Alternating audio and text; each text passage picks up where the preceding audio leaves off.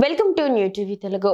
కాంగ్రెస్ ప్రభుత్వంపై BRS working president KTR మరోసారి తీవ్ర విమర్శలు చేశారు. జూబ్లీహిల్స్ ఉప ఎన్నికలో కాంగ్రెస్ పార్టీని ఓడించడం ద్వారానే 2023 అసెంబ్లీ ఎన్నికల్లో ఇచ్చిన 6 గ్యారెంటీలను ప్రభుత్వం అమలు చేస్తుందని ఆయన అన్నారు. ఈ మేరకు ఆయన వరుస ట్వీట్లు చేశారు. జూబ్లీహిల్స్ లో కాంగ్రెస్ పార్టీకి డిపాజిట్ కూడా దక్కకుండా చిత్తుగా ఓడించాలని కేటీఆర్ ప్రజలకు పిలుపునిచ్చారు. అలాంటి ఓటమి రుచి చూస్తేనే అధికార పార్టీకి భయం పట్టుకుంటుందని, అప్పుడే పెండింగ్ లో ఉన్న హామీల అమలుపై దృష్టి పెడుతుందని ఆయన తన పోస్ట్ లో పేర్కొన్నారు.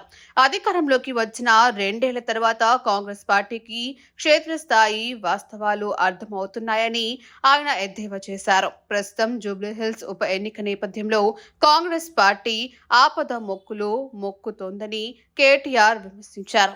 పార్టీ పరువు కాపాడుకోవడం కోసమే రకరకాల ప్రయత్నాలు చేస్తుందన్నారు. ఇందులో భాగంగానే సినీ కార్మికులకు కొత్త వాగ్దానాలు చేయటం, మాజీ క్రికెటర్ అజారుద్దీన్ ను కేబినెట్ లోకి తీసుకోనుండడం, మంత్రులు గతంలో ఎన్నడూ లేనంత హడావుడిగా హైదరాబాద్ వీధుల్లో తిరగడం వంటివి చేస్తున్నారని ఆరోపించారు. ఇవన్నీ కాంగ్రెస్ తీవ్ర ఒత్తిడిలో ఉందనడానికి నిదర్శనమని కేటీఆర్ తెలిపారు. ఈ ఉప ఎన్నికలలో ప్రజలు కాంగ్రెస్ కు గట్టిగా బుద్ధి చెబితేనే రాష్ట్ర వ్యాప్తంగా ఇచ్చిన హామీలు నెరవేర్చే దిశగా ప్రభుత్వం అడుగులు వేస్తుందని ఆయన అభిప్రాయపడ్డారు.